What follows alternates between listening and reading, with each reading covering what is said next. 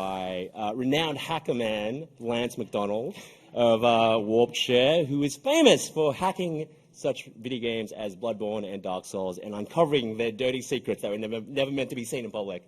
Is that an accurate depiction of what you do? I think that's just about right, yeah. And make a mess all over those games, yeah. It's disgusting. It's disgusting. And we're going to make a mess here, too. It's going to get pretty gross, I think, yeah. I'm already grossed out. Yeah. So what are we doing today, Lance? We are hacking a PS1 game, and specifically we're hacking Silent Hill. Yeah, so this was a good example to use because this is exactly how I got started doing what I do on YouTube now. So I hack games, obviously, to not just find unused and cut content, although that's a lot of what my YouTube channel focuses on, but also just to get new perspectives on things that the way the developers didn't really intend you to see them, which is another reason I've collaborated with like Boundary Break and channels like that, where it's just cool to see a game that you've maybe grown up with or that you really love and just see it from an entirely different angle. And that's really why I got into this sort of thing. And Silent Hill's a great example because it's a game that is known for its foggy environments and everything's just a little bit out of sight and you can't really see what's around that corner. So you just hack into the game and take a look instead. And that's what I wanted to do. After you finish the game 40 times, it's like, okay, I do want to see more. You've seen the dog, you've seen the UFO, and you want to see everything else. Yeah, you get the gist of it. Now, we will have questions towards the end of the panel. So if you do have any, and you think of some, I'll put a shout out about 20 minutes before we end. But let's get into it, Lance. Yeah. Walk us through your setup, first of all. So basically, this is the exact equipment that I was using when I must have been about 12 years old when I bought this Explorer cheat cartridge that's plugged into the back of my PlayStation, which is it's similar to an Action Replay or a Game Shark or I guess maybe like a Game Genie, which are more popular ones. I think this was more popular in the UK. I'd always buy magazines and they'd have the regular cheats you could do in games. Yeah. But then, no joke, they had like nude code for Tomb Raider, and it was like 6 pages of codes you could type into these, and it was disgusting. It just made all their clothes. Yeah, these were really popular for a while, I remember, but they've kind of gone away, haven't they? Yeah. It's a shame because developers back then, there used to be a port on the back of the PlayStation you could just use to get full control over everything. Like there's a printer cable plugged into it that just goes into a laptop. Printer cable? Yeah, it's like a printer extension cable. It goes into the back of the laptop running DOS, and the laptop just has full access to everything happening inside the PlayStation all the time. And the laptop you're using today, how old is it? So the laptop's not 20 years old, I don't think. It says it's built for Windows XP. So that's like, what, 2001? Sure. Maybe? Okay. Something like that. Still runs. It's running DOS, though, so that's like 1980 something? Absolutely. Maybe, I'm not too sure. It's running, the software says copyright 1998. Okay. So that's a good place to go. That shows where I bought when I bought the software originally. But yeah, so I'm not sure if we can... are there lots of people here who are fairly familiar with the first Silent Hill game? Like, raise your hand if you know the general idea of what happens in the game, the major beats. A guy shows up in town, his daughter's missing, the town's incredibly foggy, and as he follows his daughter through the town, things slowly turn to hell until the game ends. It's just a terrible descent through a foggy town into hell. And we're just going to start the game and slowly take more control of it than you're supposed to have, I guess, really, yeah. So can we, like, get the game screen? I'm not too sure, like, where people can see it. And we're just going to start it from the start and see what happens? Yeah. I'm not too sure. Can we switch to that? Can we do that? We can. Oh, it's stretched out. That's all right. It's way better than it was before. I've got, like, a teeny tiny little screen here. I can see it on, too. Yeah. So this is the opening of Silent Hill. Harry's just arrived in town. And he's gotten out of his car, he was in a car accident, gets out of his car and realizes his daughter's missing, and you're expected to walk around the town and find her. So I was initially planning to just play you through the first 5 minutes of the game to show you how it normally goes. Let's just skip that and just get straight into making a mess of things. So here on my laptop, what I'm going to do is I'm going to tell the PlayStation to stop, like just halt, doing everything it's thinking about at the moment. And can we get a shot of this laptop? Yeah, so what it's doing is the PlayStation only has 2 megabytes of RAM. It's really not much. I think it's 2 megabytes anyway. So even though the printer cable is fairly slow, it can copy all the RAM from the PlayStation into the laptop. It only takes a moment. Once that's done, you've got a full snapshot of everything the PlayStation was thinking about when I hit the space bar. And there you go, it's finished. So now the game continues. The game's back running, and I can walk around, change some things. And what I want to do is I want to take control of the player character and be able to move in ways I'm not supposed to. So the best way to do that is it's taken one snapshot already, and it knew, like, okay, I knew what was on the screen, how long the game had been running for, how many snowflakes were falling down, everything to do with textures, every single thing, the whole 2 megabytes. Now what I'm going to do is I'm going to just move the character a little. So we'll just take a few steps. I'm going to tell the computer now to take another snapshot, but only this time pay attention to things that have changed since then. And there will be a lot that's changed. More snowflakes have fallen, more time has passed in the game, new textures are on the screen because I can see the side of Harry's face now. And then it's going to come up and show me. It'll say, like, okay, we found out of the 2 megabytes, 200,000 bytes had changed since you last took a snapshot. So now it says in the corner, it says 89,000 things changed. Can I get a shot of this list? Yeah, so it's too much. Like, I can't work with that. I can't slowly go down and go through every single byte that changed. It would just take us a million years. We could do it, but the game would probably crash before we found what we were looking for. So this time, what we'll do is we'll rotate on the spot. So lots of things have changed again, but the character hasn't moved. So I'm going to say I'm going to find something that hasn't changed this time. So more snowflakes have fallen, there's new textures on the screen, the music's played a few more beats. Now it's only got 6,000 results. So that's narrowed it down really, really, really quickly. So let's now take a few steps and say this time it has changed. By the way, sometimes it just crashes when you do this and you just have to start again from the start. So if that happens, we'll just skip it. I've written down like all the answers here that I need if I need to do that. I've written down where the character is. Yeah, exactly. Actually, last time I did this on Twitch a while ago, and a few people contacted me saying like, wow, can we have those memory addresses for all the lighting and stuff like that? Apparently, lots of people haven't bothered to do this. So it's down to only 2,000 now. Let's say we've taken a few more steps. And what's it going to get down to? Probably similar. So still about 2,000, take a few more steps. And what else has changed? Feel like we're in Blade Runner, just like zooming in on the Let's just details. pivot on the spot, and this time say our location hasn't changed. And come on, we want to get it down to like 20, 30 maybe, something like that. We've got 300 still. That's still way too much. Our location still hasn't changed. Once you've done this, you can start picking out these memory locations and lock them in place. So ideally, I would be able to make it so the character can't move. And once you've done that, after locking them in place, you can change them, put different numbers in there, see how the game reacts, and see if you can teleport around. Say it's different. Where I'm standing is changed now. Come on, let's get way down. I really want to get that number small. 54. That's pretty good. That's pretty good. If I was in my home and willing to put up with crashes, I would start working with 54. I'd start scrolling down, locking them in place, and see how it reacts. Now, I am going to skip ahead to find the answer, which happens to be A02D, and find the memory address that starts with A0. I see A02C. So his location is 3 bytes in memory, so C is definitely one of them. If I lock that in place with the spacebar, I might even just do the one above it too. He can't move anymore. He can move on one axis. Oh no, he can't move on any axis. I've locked both of them. So that's great. I've got him stuck. And that's exactly where you want to be. So let's unlock him again. Harry. And we can bring up the PlayStation's entire memory in real time in front of us. Because it's only 2 megabytes, it's not hard for the laptop to just show us everything it's thinking about at the same time. So if I tell it to monitor it in real time, I have this little byte here that says F7. I'm pretty sure you can see that. And as I walk, that changes. And it doesn't just change, but I can change it as well. Oh, hang on. It's angry because I've started to push too much data down the line. Give it a second. There we go. Let's just set this one next to it to 0, and he jumps up on the roof next to where we were. So we're out of bounds. And that's it. That's a pretty great bit of progress there. When I was 12, that would have taken me about 6 months to do because I just had no idea what I was doing. But that's it. We're out of bounds in Silent Hill now. We can run way outside the map where we're not supposed to be. And ideally, what would usually happen is we take a few steps down the footpath, and Harry hears a noise. He says, "What are those footsteps?" And a cutscene starts where he sees his daughter running down an alleyway. But because we're out of bounds, we can run past that trigger. And I'm just using first-person mode, which you unlock by finishing the game, just to get a better perspective here. We can skip past the trigger and jump off the roof and just walk straight up to his daughter. So that's great. That's so good. And that's what she looks like. One of the few moments where you actually you'd never see his daughter's face in the game. By the time you finally find her, she's all wrapped up in bandages and all sorts of story beats occur. She even has like a little cat dog looking animal on the front of her shirt there. I don't know what's going on there. Can we get a bit of yeah? picture So get of that up. Let's get the game in front of the camera now. Get the game on full screen. And can we do that? Can we like just go straight to the game feed? And yeah, perfect. That's all right. That's fine. We can do that too. That's fine. Just zoom in on my little 6-inch screen. That's perfect. There we go. So if I walk too far away from her, it will trigger that moment where Harry says, oh, I hear footsteps, he runs after her and she disappears.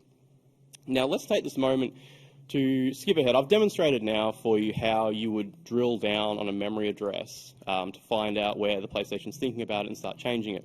You can even make really minor changes, like tell it to just increment a little bit, and you'll start. And you can even just do that just to push through a little wall. Like if there's a wall and you want to see, like, is there something behind that? You just give them a little nudge, and it will ignore all the rules about clipping planes and just punch straight through it. So that's really handy, just to those little nudges. But we can do the same thing if I jump to the camera X, Y, and Z. So 9D21 is where the camera is stored in memory. And I would have done exactly the same thing to discover this initially. I would have moved the camera up a little bit and say something's changed, and stand still, and say something hasn't changed, and sit there drilling down over and over until I found where the camera's location is stored. And this is a bit more tricky because the game is always trying to move the camera for us. Like, see, it's always trying to adjust back when Harry spins. It's got all this very scripted sort of thing. So if I try to move the camera myself, you can see I'm nudging it, but it keeps trying to go back to where it wants to be. And this took me probably months to figure out. But the easiest way around that is just pause the game. And then you can just move the camera as freely as you like. And this has been really good. You just put photo mode into this game. Yeah, exactly, exactly. And if I go 1, 2, 3, 4, I think it's 4 bytes to the right, I get the next axis of the camera. I can just scroll through all these memory addresses. They're all stored right next to each other. Oh, I just moved it like way too much. But it's perfect. Now, the annoying thing with photo mode is it says paused in the middle of the screen all the time. And I'm going to be collaborating with Boundary Break to do a Silent Hill episode, hopefully before the end of the year. And that's not good enough. I can't just have the word paused flashing on the screen. You just got to time it so when it fires off, take the shot. Slice out every frame that says paused on it. But the software I'm using on the computer, it just has some really handy tools. Like, it was cool how I could walk left and right and that and make it eventually drill down on that memory address. But if I know for a fact exactly how something should look in memory, for example, how many bullets are in my gun, like I know I've got 12 bullets, like it's going to just say 12 in the memory. Or I know paused is spelled P-A-U-S-E-D, it's probably going to just say the same thing in the memory. I can just hit search for a string that says P-A-U-S-E-D. Actually, let's just go back to the top of the memory, so it searches the whole thing, P-A-U-S-E-D. And it's going to search through the whole 2 megabytes until it sees the word pause. And it just found a byte that says paused. Amazing. And I can switch over to text input mode and just say, hello. And you just get the word hello flashing on the screen. And perfect. Perfect. And I can also, if I think I can put my Twitter handle in there. Oh, is that how you spell it? Dragon. And then just put a null terminator at the end. Oh, it doesn't have an @ symbol. Oh, no. So now we can just sit here until my phone says I hit 5,000 followers on Twitter, and we lock the doors, and no one can leave. But no, what we can do is we can just get rid of the pause text. So we can just say a 0 at the start, and the pause text is gone. You've got photo mode, basically. It's pretty limited, but you can pivot the camera, rotate the camera. I think I have the axis for where the camera spins around. Let's jump to that, because that'll let us actually look at her face. Wait, how do I jump? F9, 800B, 9D8B. This is something I prepared earlier. Should better rotate the camera a little bit. Let's rotate it that way. And then we'll jump back to the cameras. Must be like its Z position, maybe? I always get confused with the whole XYZ thing in 3D space. 9D29. What will this do? It moves it left and right slightly. So there's Harry. It's interesting that the snow persists. Yeah, the snow is obviously like not relative to the camera position, but I'm pretty sure when you're playing the game and you spin the camera, the snow does react correctly. So if I go 1, 2, 3, 4 to the left, I might get the axis on. Oh, that's the Y position. So let's move it down a little. 1, 2, 3, 4, and let's bring it back a little. And can I see Cheryl? Oh, we can get a really good look at her. So come on, there we go. Go 1, 2, 3, 4, 1, 2, 3, 4. It's jumping. It's a 32-bit game, so you've got to change 2 bytes at a time. There we go. And this is the sort of thing I would do. If I was capturing footage for Boundary Break, I would do this probably at this speed, and then just speed it up in Adobe Premiere or something like that. I told him, he said, look, would you be willing to do a Silent Hill episode? And I said, I can, but I can only do it if you let me do it on real hardware, whereas he usually uses emulators and stuff and it looks nice and crisp because they're emulators, but he can use his PC to control it with his controller. And I'm like, I'm going to do it the only way I know how, which is this super, super old equipment that we use. So that's the basics of move your character around, move the camera around, get more control over the camera than you're meant to have by just pausing the game. If I unpause the game, yeah, the camera just smoothly returns to where it was before, and the game will continue as normal. So how is this different to what you do in modern games? Yeah, modern games like way more complicated. Yeah, well, the gist of it would be that with the PlayStation 4 is a good example. Yeah. You can do this exact thing with the PlayStation 4. It's just it has a lot of RAM. Yeah. So like 8 gig or something like that. So there's a lot of crap going on. Yeah, as far as I understand, you can only grab small chunks of it at a time, and these addresses that I write down, I think they change every time or something like that. So the way I do it with PlayStation 4 personally, which is probably different, and there's lots of people hacking PlayStation 4 games at the moment for various reasons, I will usually do file level modifications. So it's like a mod, where you edit the files that make the game run. So using various tools, I'll copy the game off the PlayStation 4 Blu-ray disc onto my computer and just open it in like a hex editor, like a text editor, basically. And From Software's games like Bloodborne and Dark Souls 3 have been really, really good to modify that way, because back when From Software first released Demon Souls on the PS3, they accidentally left a lot of stuff behind on the disc.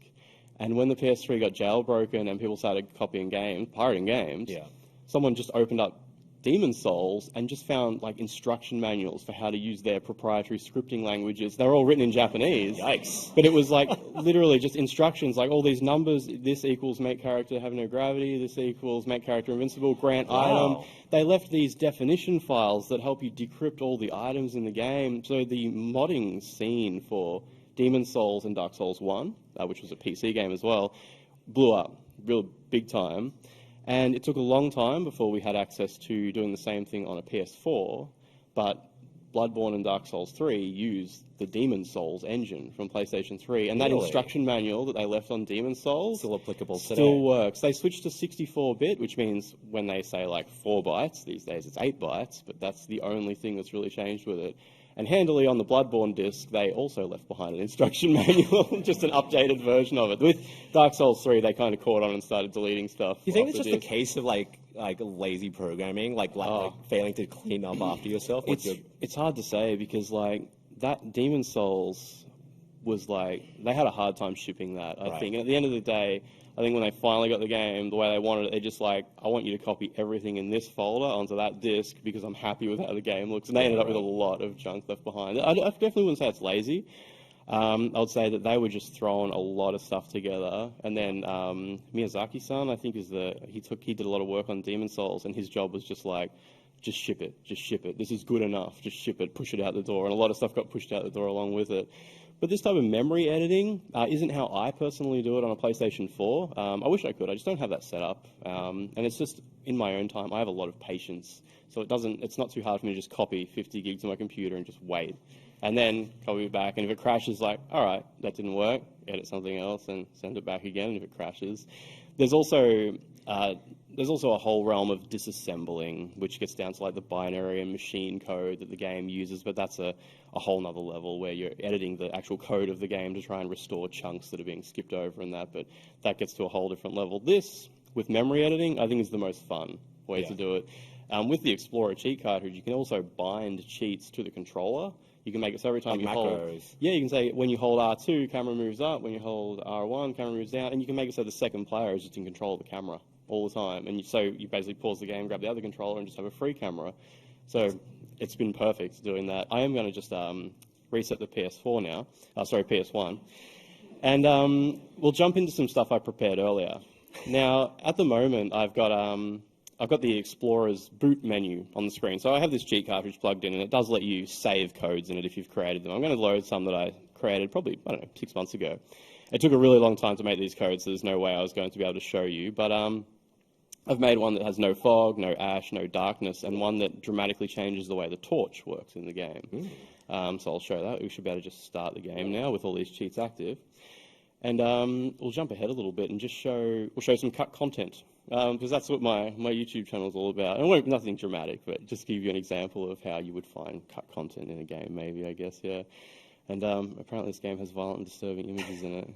I really miss like cheat codes in games. Yeah, You just don't me see them around too. anymore. Yeah. Red Dead Redemption 2 has cheat codes, Yeah, I can surprisingly, imagine. which It is probably kind of disables the cool thing. trophies or something Disables like the that. trophies. Yeah, But that's yeah, fair. no, it That's really enhances the replayability of a game if you know. are just into this kind of stuff. I don't really know what the problem with cheat codes is. Are they really scared of like people? I don't know. I can understand why they don't let you just plug into the back of the console anymore and like just take full control of it because people will just be cheating and going online and doing awful things. We're going to skip ahead to the school, which is like an hour into Silent Hill, maybe. Actually, it's probably like 20 minutes. It depends. One of the first locations. Yeah, exactly. It's like the major location you go to after When you the can chase telephone them. rings, then you freak out. And, No, it's Silent Hill 3. Oh, really? I think so. I don't know. Anyway. Yeah.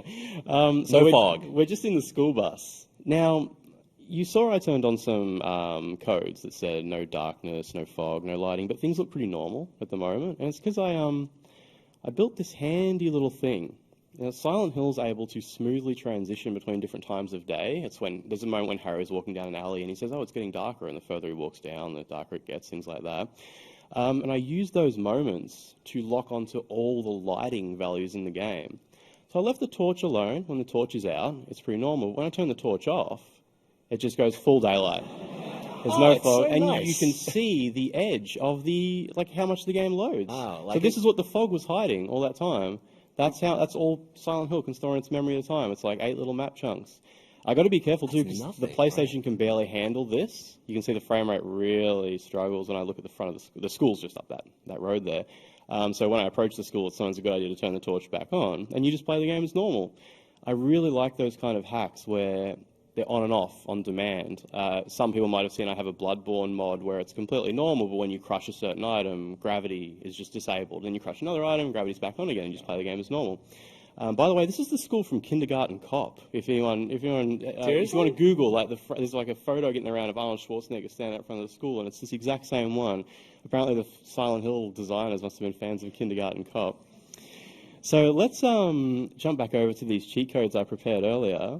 And we're going to, once again, take control of the character. So F9800B, I think I wrote here the school roof, A025, A025. And normally, this is all you can see of the front of the school. In fact, this is about all you can see of the front of the school because it's nighttime. But with lighting hacks, you can get a bit of a better look. But if I just change this byte to 0, we get on the roof of the school. And you can see exactly how much they designed of the school. They did design a whole front slab that says Midwich Elementary School, which is kind of cool, but you can really see the limitations they were working with. And you can go for a run. You can run to the whole other side of Silent Hill from up here, actually.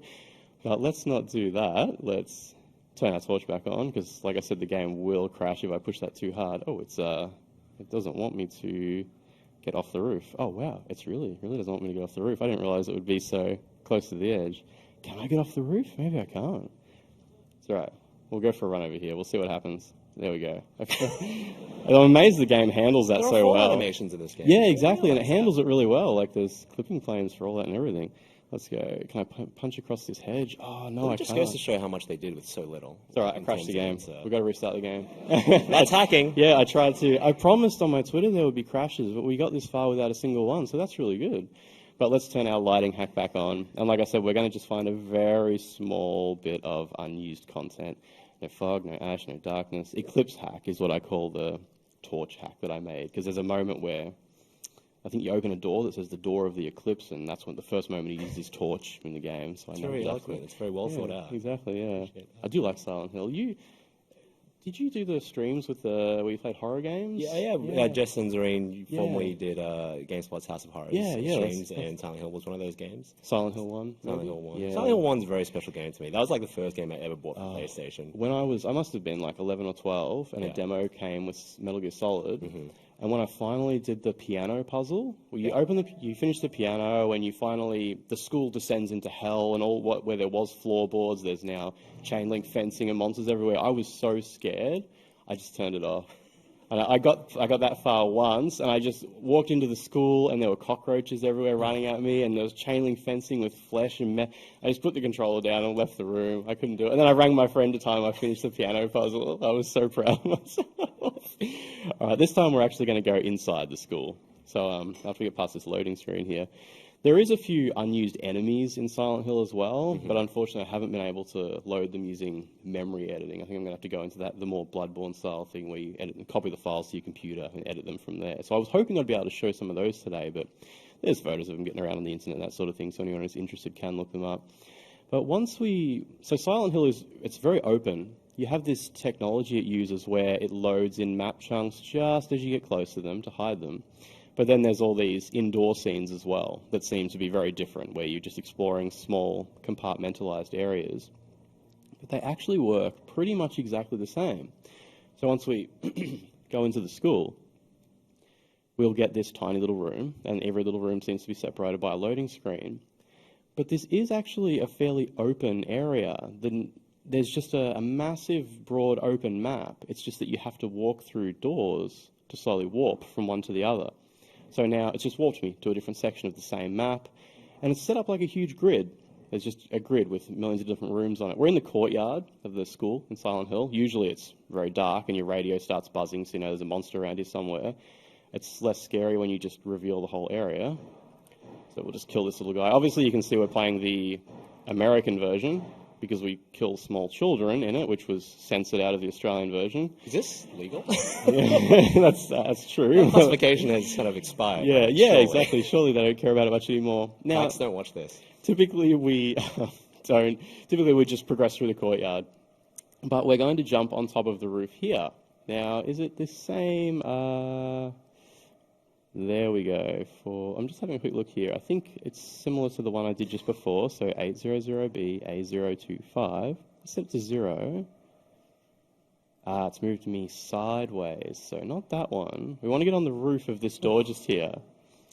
I got to be careful because I got my torch turned off and it's really pushing the PlayStation to the limit with the amount of polygons it's rendering on the screen at the moment. So what if we set this one to 0? Oh, that didn't move him. This one. Sorry. 2D. That's the memory address I must need.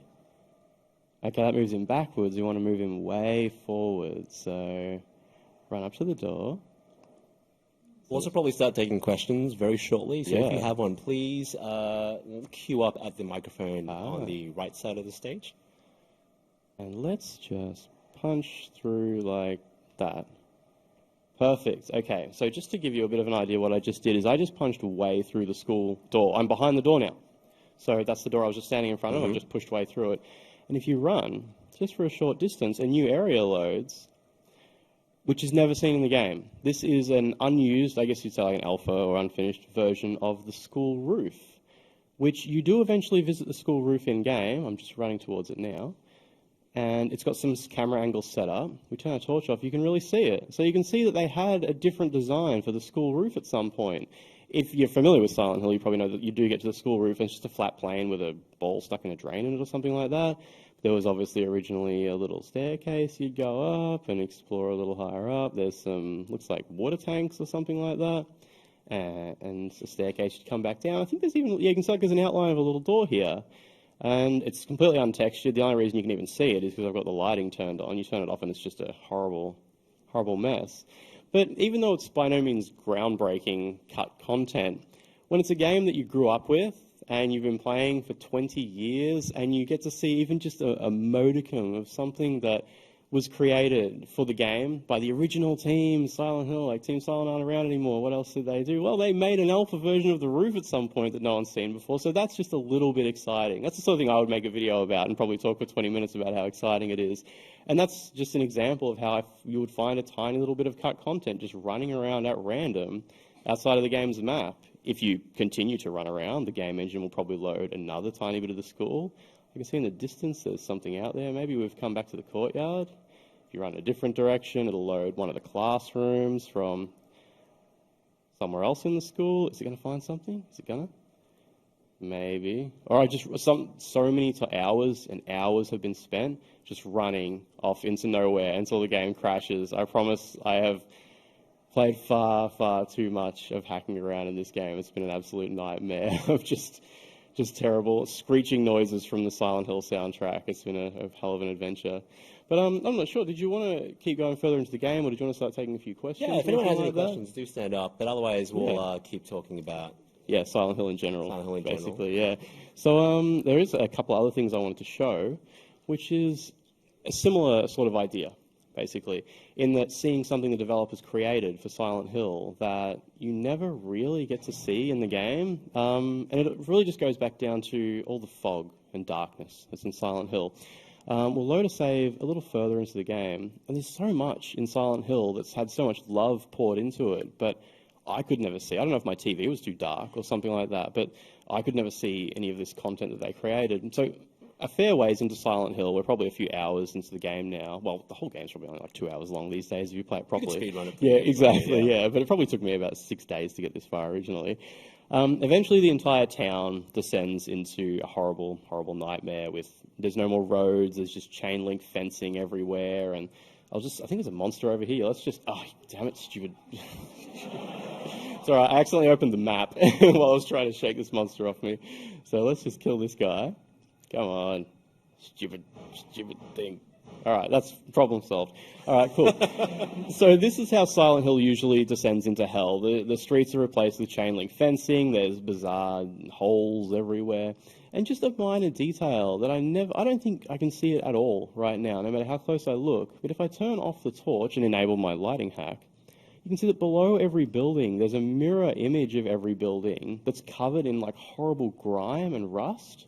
It really makes me think of like Stranger Things, like, oh, it's the upside down, where there's like a whole other world. And you can sort of see down where like the world is descending into a nightmare and the nightmare world's getting back up closer. So I just really appreciate It really that. reflects like the sort of concepts of Silent Hill of the Yeah, like a darker side to the town. Yeah, And, like it's exactly. interesting to see that they actually modeled it like underneath the Yeah, belly of the town. and if you go even just a little further, there's the point where Harry says like, oh, it's not like I'm entering a nightmare, it's like the town is being consumed by a nightmare, and they just go crazy overboard with the amount of detail that's way below the game map. I could just go on like this forever, to be perfectly honest, because it's just so much of this stuff. But eventually you can see like the nightmare ends up sort of more on the top, and the original streets are down below, and there's cars like falling down below as well. So just it's so cool to be able to see just every tiny little detail they created for a game that, yeah, you've probably already, like lots of people have played Silent Hill millions of times. It has obviously a massive fan base, and it's great just to get those tiny little bits of content that no one's ever seen before. It'll take me a while to run there, so it's going to not be something that I'll be able to show too soon.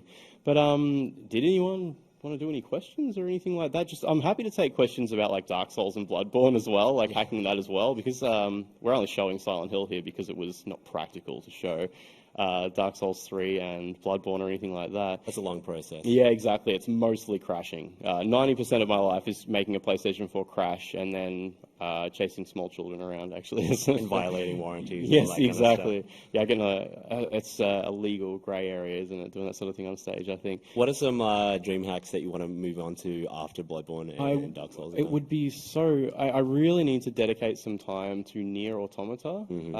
I don't know if there's anything cool. I mean, the game has like a little debug mode you unlock after you finish it and that sort of thing anyway.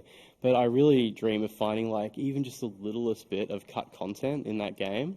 That would be so cool. I'm a huge fan. That's a game that deals with meta narrative and lore and all these kind of like. Very similar to like Silent Hill really led into Bloodborne and that. It's another game where the real world is just always a little bit out of sight. You never know. You never really get to see what's really behind everything. By the time the game starts, the whole story is already over. You never get to see what's happened. So finding cut content in that is like growing up with Silent Hill and hacking Silent Hill. Bloodborne really felt like a natural progression. If you take a look at Silent Hill now, just as one last example, you can see this is the moment where the world has descended into a nightmare. And the original road, you can see here, actually descends down below. But one little extra detail I really like that they did is if you turn off the torch, you can see there's a whole road with cars that goes down there as well. They actually modeled like the whole town is bent and twisted down and not there anymore, and now you've the whole town, like the nightmare world that was below is now above. And where there were buildings, now some have been replaced by these weird cages, that sort of thing. And It's so hard to see that when you're like, I don't know about you, but when I first played Silent Hill, I was just sprinting in terror down this road because there's the constant sound of enemies all around. But you stop, and eventually it gets so nightmarish with huge wind turbines that are all rusted and covered in blood, just twisting in the distance, and you can't see any of that until you do this. So yeah, it's just so great to be able to see these details, these huge signs that are fully textured.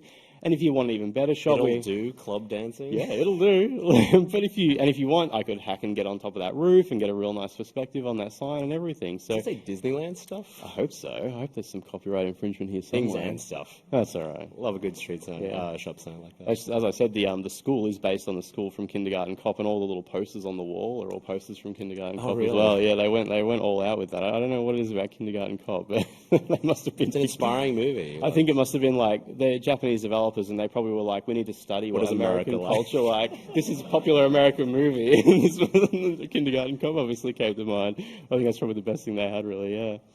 And the signage is always, you never really get a good look at it, do you? But yeah, you can really see it. But going back to how this all started with me taking control of the character location, a lot of time is spent trying to find clever moments where you can lock onto a memory address. And obviously, I did it with the character location by just moving the character and then saying, like, something's changed, something hasn't changed. Did it with the camera location by just moving the camera.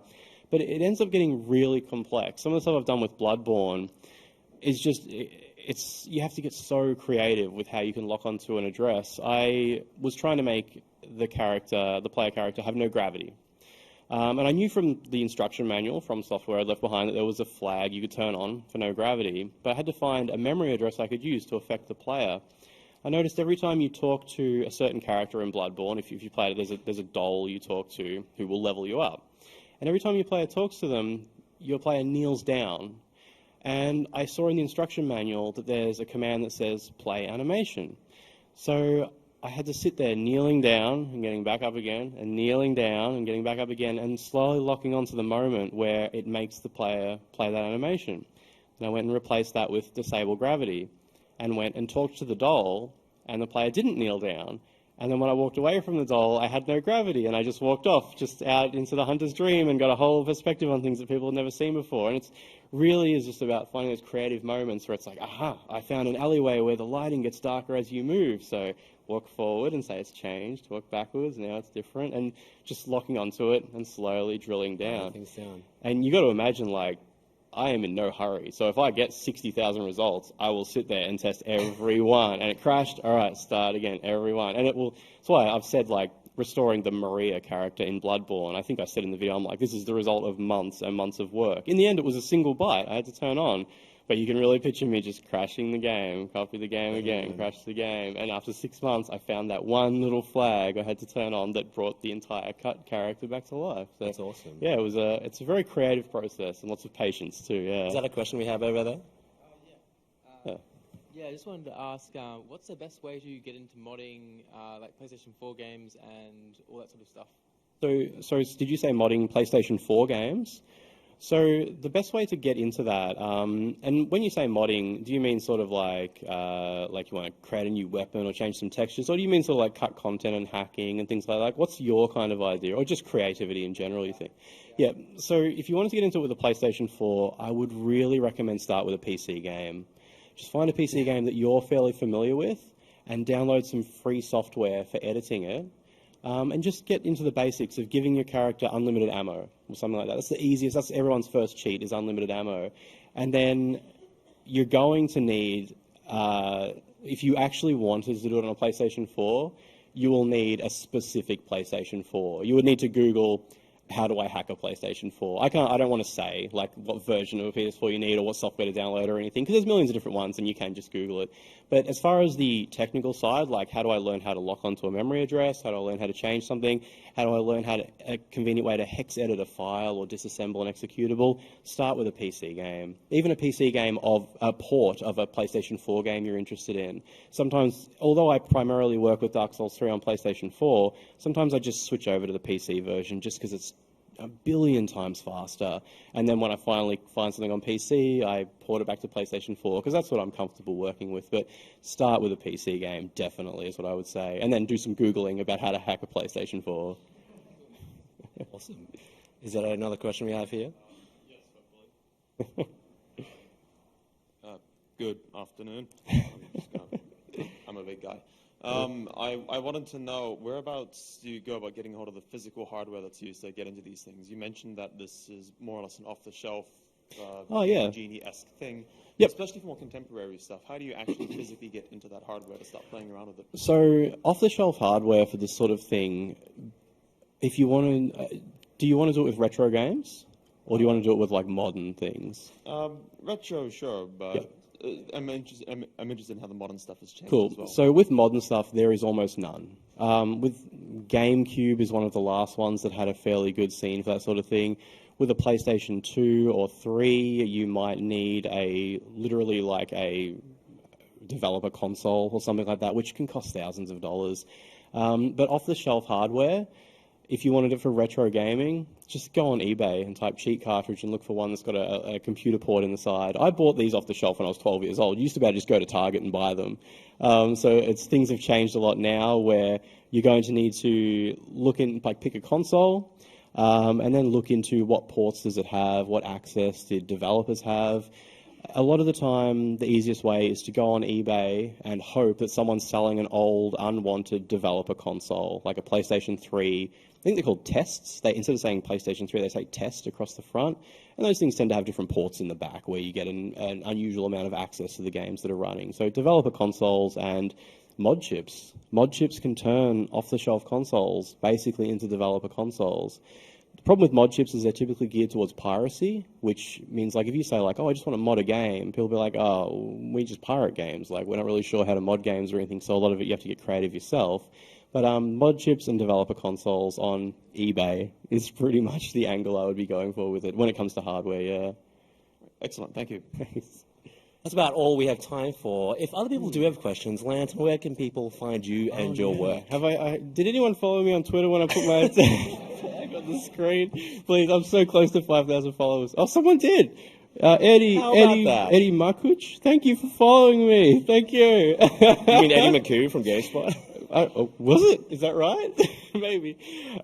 So my Twitter handle is manfightdragon, and I'm always tweeting about some weird thing I'm doing with a video game. That's probably most of my content is. I have a YouTube channel that is youtube.com/warpchair, but it's in my Twitter bio as well. So following me on Twitter is the easiest way to follow me on YouTube too.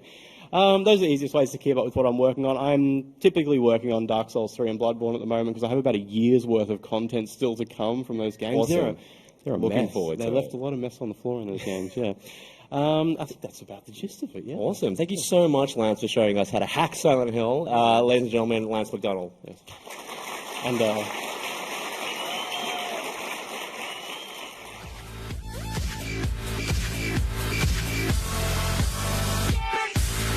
Like and share if you enjoyed the video and think others might benefit from this. And of course, subscribe and hit the notification button if you are new to the channel and want to be notified every time I post a video.